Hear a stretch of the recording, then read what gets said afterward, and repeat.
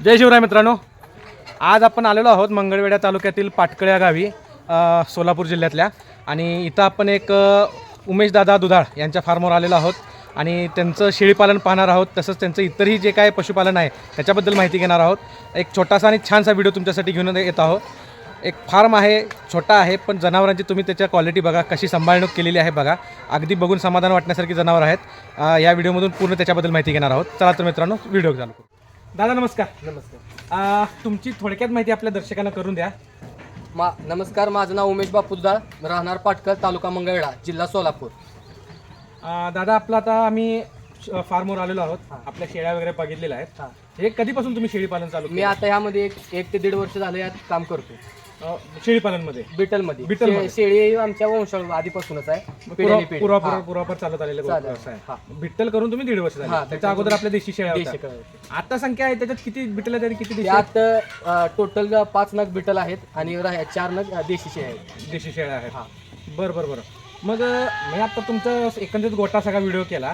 त्यात तुमची सांभाळणे असं आहे की बाबा त्यात बिट्टल कुठली आणि देशी कुठली कळत नाही.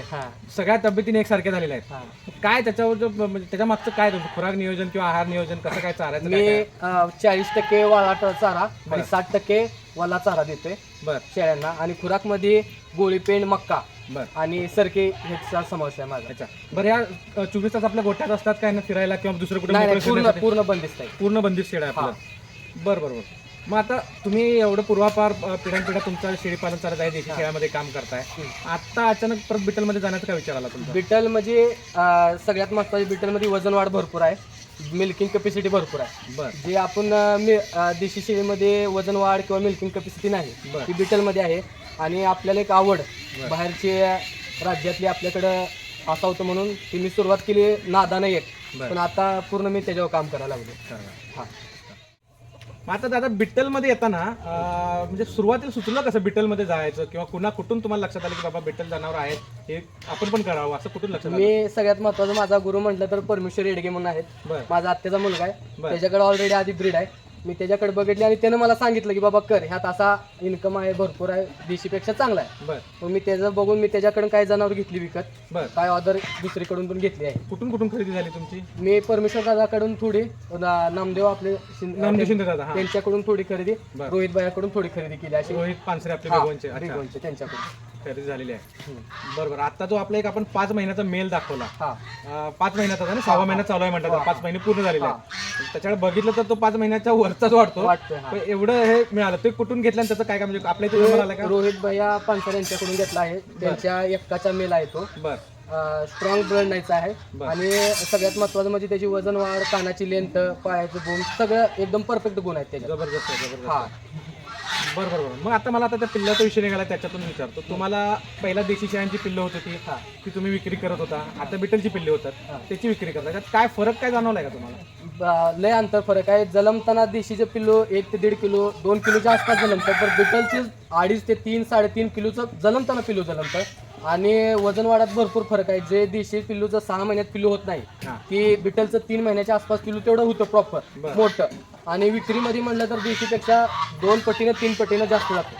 अच्छा, एवढा फरक पडतो? तुम्हाला 1.5 वर्षात तेवढा अनुभव आहे आणि मी विक्री बी केली आहे तेवढ्या प्रमाणात. बरोबर. आता भविष्यातला काय विचार म्हणजे अजून किती शेळ्या वाढवायच्या ते कुठं कसं? मी आता सध्या तर शेळ्या वाढवण्याच्या मागचं कारण म्हणजे मी आता शेळ्या क्वांटिटी कमी आणि क्वालिटीवर जास्त काम करणार आहे, ब्लड लाईनवर जास्त काम करणार आहे. त्यामुळे मी मोजकीच जनावर ठेवणार आहे, ते 5 ते 10. अच्छा. ब्लड लाईन सध्या आपण एकाचा मेल तर आहे. ओके. मला आता सांगा, ह्यांच्यासाठी तुम्ही चाऱ्याची व्यवस्था कुठे केली आपल्या शेतात? कसं काय नियोजन? माझं 10 गुंठा घास आणि शिवरे आहे त्यात, आणि अर्धा एकर मक्यासाठी ठेवलेला आहे. आणि मी प्रत्येक वर्षी 5 बॅगा मुरगाच्या करून ठेवतो. आणि तुरबुसकट आपल्या शेतातलं घेते आणि मी इथं आसपास बी अवेलेबल करून ठेवतो, स्टॉक करून ठेवतो. तुमच्या इकडे तुरबुसकट विषय नाही, एक चांगला विषय. बरं, आता एक महत्वाचं म्हणजे शेड बद्दल. शेड बघितलं तुम्ही, अगदी कमी खर्चात पण सुटसुटीत शेड केलेलं आहे. शेळ्या समाधानात खात होत्या त्याच्यात.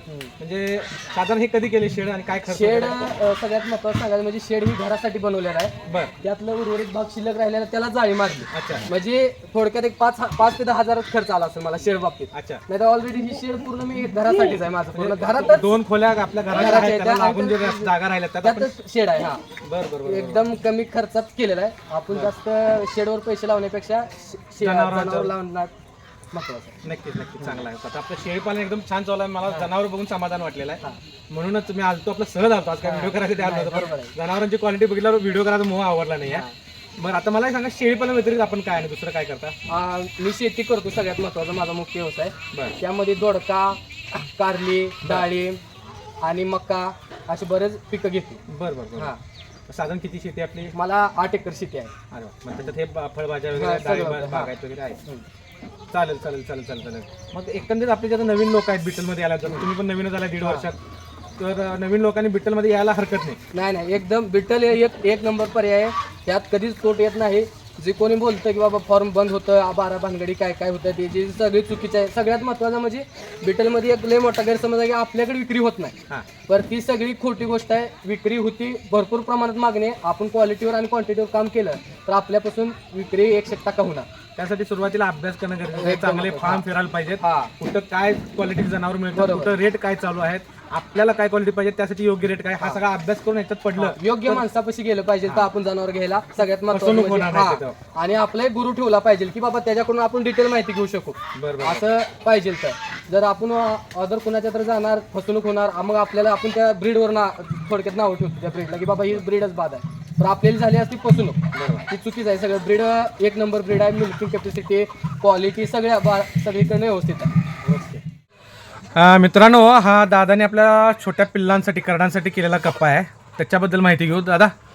हा करडांचा कप्पा आहे. बर मी ह्याच्यात 3 ते 4 महिने पिल्ले ठेवतोय. माझे सगळी पिल्ले बॉटल फीडवर आहेत. बर बॉटल फीडचा फायदा म्हणजे एकदम तर एक तर जास्त दूध होत नाही बर आणि कमी बी पडत नाही. जरी कमी पडलं तर मी गाईचं दूध ह्यात मिक्स करतोय बर आणि ह्यातलं जे आपल्याला कॅल्शियम, प्रोटॉन काय द्यायचं आहे बर. त्या दुधातून देता येते. म्हणून मी पिल्ली सगळी बॉटल फीडवर घेते आणि मला बॉटल फीडचा चांगला रिझल्ट आहे. चांगला. म्हणजे पिल्ल्यांमध्ये- पहिल्या दिवसापासून बॉटल फिडिंगवर हा, घेता? पहिल्या दिवसापासून बॉटल फीडवर घेतो बर आणि बॉटल फीडवर असल्यामुळं बरेच शेळीला बी हिटवर लवकर येते बर म्हणजे तिच्यापासून. आणि दुसरा फायदा म्हणजे दूध कमी पडायला आल्यानंतर आपण ह्यात दूध जर्शीचं मिक्स करून बर. त्यांना दूध देतो. मी हे जुगाड घरी बनवलेला आहे. बॉटल. त्यात मी एक बॉटल टाकण्यासाठी बर त्यात मी बॉटल टाकतो हा. आणि ह्यातून पेतेरी म्हणजे हे घरी घरगुती जुगाड बनवलेला एकदम औषधाच्या बाटल्या एक नंबर आयडिया. आपल्या जुन्या ज्या औषधांच्या बाटल्या आहेत त्याचा बरोबर उपयोग झालेला आहे. बनवलेला आहे. बरं बरं. आणि मागच्या बाजूला हा मी विचारत होतो, कोंबड्यांचा कप्पा दिसतोय ते हा, मागच्या बाजूला हे कोंबड्याचा कप्पा आहे. त्यात आमच्या एक 100 कोंबड्या आहेत. देशी कोंबड्या आहेत. हा, त्यातून मला 40 ते 50 अंडी रोजची निघतात. अरे वा, एक हा, नंबर. त्याचं पण मला जागेवरून अंडी 5 ते 6 रुपयाने अंडी विकली जाते ती माझ्या जागेवरून. बर. घेऊन घरला घेऊन जाते. अरे एक नंबर एक नंबर. मग त्या कोंबड्या दिवसभर तिथं असतात का त्यांना बाहेर मोकळं सोडलं जाते? एक संध्याकाळी 4च्या दरम्यान सोडतो बाहेर बर. 2 तासासाठी. अच्छा. नाहीतर बंदिस्तच असतात ती. बंदिस्तच असतात. बरं बरं बरं. मित्रांनो बघा, इथं छान एक करडांसाठी कप्पा केला आहे. मोठ्या करडांना खाण्यासाठी छोटी गव्हाण केलेली आहे. तर लहान करडांना बॉटल फिडिंगसाठी एक जुगाड केलेला दिसतोय. आणि हे मध्ये कोंबड्यांचं हे अडकवलं ते कशासाठी? ते पण पिल्लांना. ह्यामध्ये एक तर त्यात खुराक टाकल्यानंतर खुराक नीट खाता येत नाही. अच्छा मग हे माझ्याकडे कोंबड्यांचं शिल्लक आहे. त्यात खुराक टाकला का नाही व्यवस्थित खातेत अच्छा. आणि पाय बी देत नाहीत आणि सांडत बी नाहीत. त्यामुळे मी खुराकसाठी हे बांधलेलं आहे. मग हा पण एक जुगाडच आहे, खरं बेस्ट आहे जुगाड. मित्रांनो, याच्यातून आपल्याला एक कळतंय की बाबा आवाढव्य कोणताही खर्च न करता छान पद्धतीनं आपण शेळीपालन करू शकतोय. करडांचं संगोपन असू दे किंवा इकडं शेळ्यांचं सांभाळणं असू दे, दोन्हीमध्येही कोणताही अवाजवी खर्च करण्याची गरज नाही आहे. गरजेपुरता खर्च करूनही आपण छानपैकी जनावर सांभाळू शकतोय. चालेल दादा.